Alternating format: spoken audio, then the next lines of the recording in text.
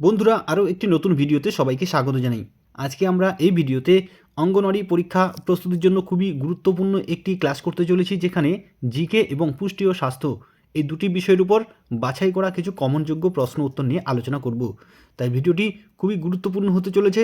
সব জেলার পরীক্ষার্থীদের জন্যই কিন্তু খুবই গুরুত্বপূর্ণ একটি ক্লাস হতে চলেছে। শুরু থেকে শেষ পর্যন্ত অবশ্যই মনোযোগ সহকারে দেখবে।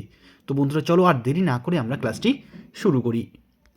আজকের প্রথম প্রশ্নটি কি রয়েছে দেখো, একটি যুগ্ম প্রোটিনের উদাহরণ হলো গ্লোবিউলিন, ফসফোপ্রোটিন, মোটা প্রোটিন, প্রোটামিন। কোন অপশনটি সঠিক হবে? একটি যুগ্ম বা সংযুক্ত প্রোটিনের উদাহরণ কোনটি হবে? চারটে অপশনের মধ্যে কোন অপশনটি সঠিক হবে? এখানে বন্ধুরা অপশন বি ফসফোপ্রোটিন হবে সঠিক উত্তর। একটি যুগ্ম প্রোটিনের উদাহরণ হলো ফসফোপ্রোটিন। এখানে দেখো কিছু যুগ্ম প্রোটিন বা সংযুক্ত প্রোটিনের নাম তোমরা অবশ্যই মনে রাখবে। দেখো এখানে ক্রোমোপ্রোটিন, ফসফোপ্রোটিন, গ্লাইকোপ্রোটিন, মিউকোপ্রোটিন, নিউক্লিওপ্রোটিন, মেটালোপ্রোটিন এবং লাইকোপ্রোটিন। এগুলি হলো যুগ্ম প্রোটিনের উদাহরণ। তো অপশন বি হবে এখানে সঠিক উত্তর। চলো দ্বিতীয় প্রশ্নটি কি রয়েছে দেখে নিই। আজকের দ্বিতীয় প্রশ্ন দেখো, কোন রক্তকণিকা হেপারিন নিঃসরণ করে? কোন রক্তকণিকা হেপারিন নিঃসরণ করে? Monocyte, neutrophil, basophil, eosinophil. কোন অপশনটি সঠিক হবে? কোন রক্তকণিকা হেপারিন নিঃসরণ করে? বন্ধুরা এই প্রশ্নের সঠিক উত্তরটি হবে অপশন সি বেসোফিল। বেসোফিল রক্তকণিকা হেপারিন নিঃসরণ করে। এরপরের প্রশ্নটি চলো দেখে নিই কী রয়েছে। এবারের প্রশ্ন, কোন গ্রন্থির ক্ষরণ পদার্থে আয়োডিন বর্তমান? কোন গ্রন্থির ক্ষরণ পদার্থে আয়োডিন বর্তমান, অর্থাৎ কোন গ্রন্থির ক্ষরণে আয়োডিন থাকে? তো দেখো অপশনগুলি রয়েছে অ্যাড্রিনাল, থাইরয়েড, পিটুইটারি, অগ্নাশয়। কোন অপশনটি সঠিক হবে? বন্ধুরা এই প্রশ্নের সঠিক উত্তরটি হবে অপশন বি থাইরয়েড গ্রন্থি। থাইরয়েড গ্রন্থির ক্ষরণ পদার্থে আয়োডিন বর্তমান থাকে। এবং এই আয়োডিনের অভাবে কী রোগ হয়? এই আয়োডিনের অভাবে মনে রাখবে, আয়োডিনের অভাবে হয় গলগণ্ড রোগ। এবারের প্রশ্ন, মানববৃক্কের মোট গড় ওজন কত? মানববৃক্কের মোট গড় ওজন কত? 100 গ্রাম, 200 গ্রাম, 300 গ্রাম, 400 গ্রাম। কোন অপশনটি সঠিক হবে?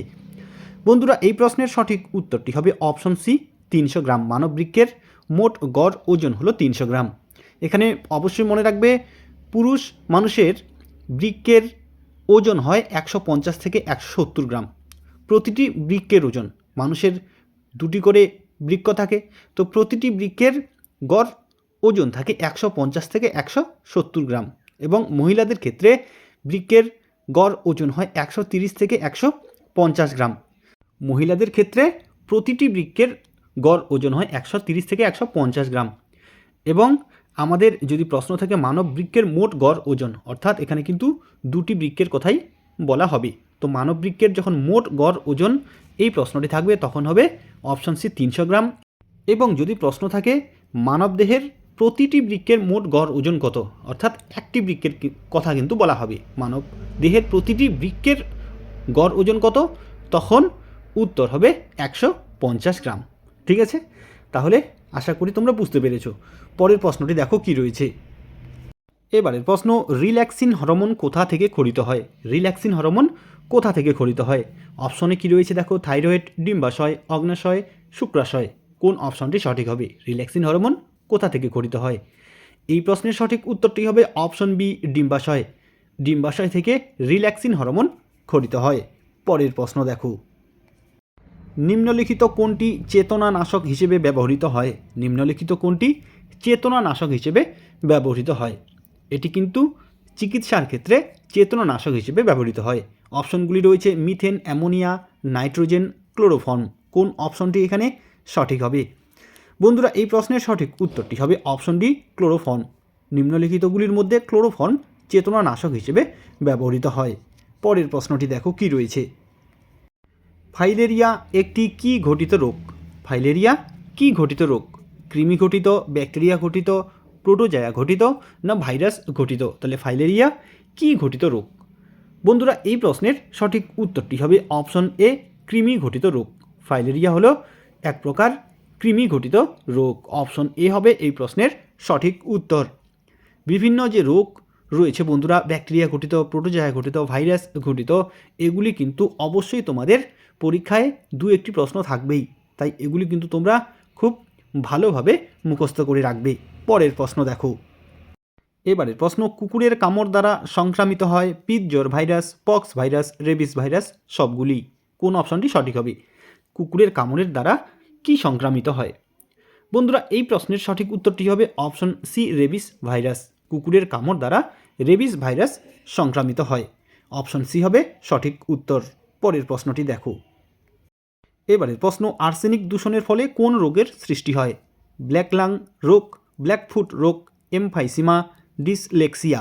কোন অপশনটি সঠিক হবে? আর্সেনিক দূষণের ফলে কোন রোগটি সৃষ্টি হয়? এই প্রশ্নের সঠিক উত্তরটি হবে অপশন বি, ব্ল্যাকফুট রোগ। ব্ল্যাকফুট ডিজিজ বা ব্ল্যাকফুট রোগ আর্সেনিক দূষণের ফলে সৃষ্টি হয়।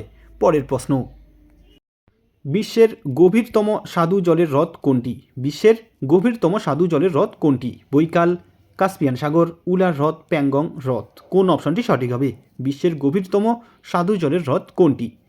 বন্ধুরা, এই প্রশ্নের সঠিক উত্তরটি হবে অপশন এ, বৈকাল হ্রদ। বিশ্বের গভীরতম স্বাদু জলের হ্রদ হল বৈকাল হ্রদ। অপশন এ হবে সঠিক উত্তর। এবারের প্রশ্ন, কারাকোরাম পর্বতের উৎপত্তি পূর্ব হিমালয় গ্রন্থি, আর্মেনিয়া গ্রন্থি, পামির গ্রন্থি, কোনোটিই নয়। তাহলে কারাকোরাম পর্বতের উৎপত্তি কোন গ্রন্থি থেকে হয়েছে? এই প্রশ্নের সঠিক উত্তরটি হবে অপশন সি, পামির গ্রন্থি। পামির গ্রন্থি থেকে কারাকোরাম পর্বতের উৎপত্তি হয়েছে। খুবই গুরুত্বপূর্ণ একটি প্রশ্ন, অবশ্যই মনে রাখবে। এরপরের প্রশ্নটি দেখো। ওয়ার্ল্ড পপুলেশন ডে বা বিশ্ব জনসংখ্যা দিবস, ওয়ার্ল্ড পপুলেশন ডে বা বিশ্ব জনসংখ্যা দিবস কবে পালিত হয়? বিভিন্ন জাতীয় এবং আন্তর্জাতিক যে দিবসগুলো রয়েছে এখান থেকেও কিন্তু দু একটি প্রশ্ন থাকেই, তাই এগুলিও তোমরা ভালোভাবে দেখে যাবে। তো দেখো, ওয়ার্ল্ড পপুলেশন ডে বা বিশ্ব জনসংখ্যা দিবস কবে পালিত হয়? এই প্রশ্নের সঠিক উত্তরটি হবে অপশন এ, 11ই জুলাই। প্রতি বছর 11ই জুলাই তারিখে ওয়ার্ল্ড পপুলেশন ডে বা বিশ্ব জনসংখ্যা দিবস পালন করা হয়। এর পরের প্রশ্নটি দেখো। ভারতের পশ্চিমঘাট পর্বত হলো একটি সঞ্চয়জাত পর্বত, ভঙ্গিল পর্বত, অবশিষ্ট পর্বত, স্তূপ পর্বত। কোন অপশনটি সঠিক হবে? পশ্চিমঘাট পর্বত কোন জাতীয় পর্বতের উদাহরণ? বন্ধুরা, এই প্রশ্নের সঠিক উত্তরটি হবে অপশন ডি, স্তূপ পর্বত। ভারতের পশ্চিমঘাট পর্বত হলো স্তূপ পর্বতের উদাহরণ। এবং এর সাথে কিন্তু আরেকটি গুরুত্বপূর্ণ তথ্য মনে রাখবে, এই পশ্চিমঘাট পর্বতের অপর নাম সহ্যাদ্রি পর্বত। এই প্রশ্নটিও কিন্তু আসতে পারে যে পশ্চিমঘাট পর্বতের অপর নাম কি? তাহলে উত্তরটি হবে সহ্যাদ্রি পর্বত। এবারের প্রশ্ন, মুকুটমণিপুর বাঁধ কোন নদীর উপর অবস্থিত? এখানে বন্ধুরা দেখো, বয়াকার দ রয়েছে, এখানে কিন্তু বয় চন্দ্রবিন্দু আকার ধ হবে, বাঁধ। মুকুটমণিপুর বাঁধ কোন নদীর উপর অবস্থিত? এখানে চারটে অপশন রয়েছে, কোন অপশনটি সঠিক হবে? এই প্রশ্নের সঠিক উত্তরটি হবে অপশন ডি, কংসাবতী। মুকুটমণিপুর বাঁধ কংসাবতী নদীর উপর অবস্থিত। অপশন ডি হবে সঠিক উত্তর। এবং এই মুকুটমণিপুর বাঁধ কিন্তু বাঁকুড়া জেলায় অবস্থিত। জেলার নামটিও মনে রাখবে। পরের প্রশ্নটি দেখো। ভারতের নীল বিপ্লবের জনক কাকে বলা হয়? ভারতের নীল বিপ্লবের জনক কাকে বলা হয়? এখানে চারটে অপশন রয়েছে, কোন অপশনটি সঠিক হবে?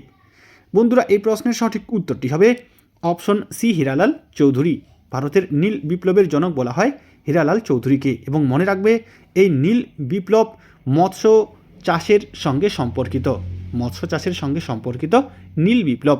এভাবেও কিন্তু প্রশ্ন আসে যে নীল বিপ্লব কিসের সঙ্গে সম্পর্কিত? তাহলে মৎস্য চাষের সঙ্গে সম্পর্কিত। এবারের প্রশ্ন দেখো, ভারতের শ্বেত বিপ্লবের জনক কাকে বলা হয়? ভারতের শ্বেত বিপ্লবের জনক কাকে বলা হয়? এই প্রশ্নের সঠিক উত্তরটি হবে অপশন এ, ভার্গিস কুরিয়েন। ভারতের শ্বেত বিপ্লব বা সাদা বিপ্লবের জনক কাকে বলা হয়? অপশন এ হবে এখানে সঠিক উত্তর। এবং এর সাথে মনে রাখবে বন্ধুরা, ভারতের সবুজ বিপ্লবের জনক বলা হয় এম এস স্বামীনাথনকে। ভারতের সবুজ বিপ্লবের জনক বলা হয় এম এস স্বামীনাথনকে।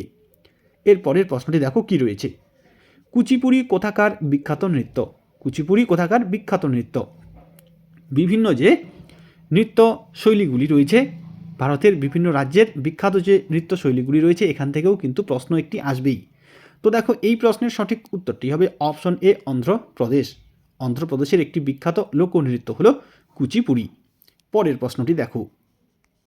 কোন প্রস্তাবে গান্ধীজি বলেছিলেন ভেঙে যাওয়া ব্যাংকের পুরাতন চেক? এই প্রশ্নটি কিন্তু বিভিন্ন কম্পিটিটিভ এক্সামে আসে। তো কোন প্রস্তাবকে গান্ধীজি বলেছিলেন ভেঙে যাওয়া ব্যাংকের পুরাতন চেক? এই প্রশ্নের সঠিক উত্তরটি হবে option B, Cripps mission. Cripps mission প্রস্তাবকে গান্ধীজি বলেছিলেন ভেঙে যাওয়া ব্যাংকের পুরাতন চেক। অপশন বি হবে এখানে সঠিক উত্তর। পরের প্রশ্ন। এবারের প্রশ্ন, ভারতের যে রাজ্যে সবচেয়ে কম মানুষ বাস করে তা হলো সিকিম, অরুণাচল প্রদেশ, গোয়া, মিজোরাম। কোন অপশনটি সঠিক হবে? ভারতের কোন রাজ্যে সবচেয়ে কম সংখ্যক মানুষ বাস করে? খুবই একটি গুরুত্বপূর্ণ প্রশ্ন। এই প্রশ্নের সঠিক উত্তরটি হবে অপশন এ, সিকিম। ভারতের সিকিম রাজ্যে সবচেয়ে কম মানুষ বাস করে। তাহলে বন্ধুরা, আজকে আমরা অঙ্গনওয়াড়ি কর্মী ও সহায়িকা নিয়োগের পরীক্ষা প্রস্তুতির জন্য খুবই গুরুত্বপূর্ণ একটি জিকে এবং পুষ্টি ও স্বাস্থ্য বিষয়ক ক্লাস করলাম। এখানে বাছাই করা কিছু প্রশ্ন কিন্তু তোমাদের জন্য তুলে ধরা হলো। আশা করি ভিডিওটি তোমাদের উপকারে আসবে। যদি ভালো লাগে অবশ্যই লাইক, কমেন্ট ও শেয়ার করবে এবং বন্ধুদের মধ্যে শেয়ার করে দেবে। আজকে এ পর্যন্তই। ধন্যবাদ।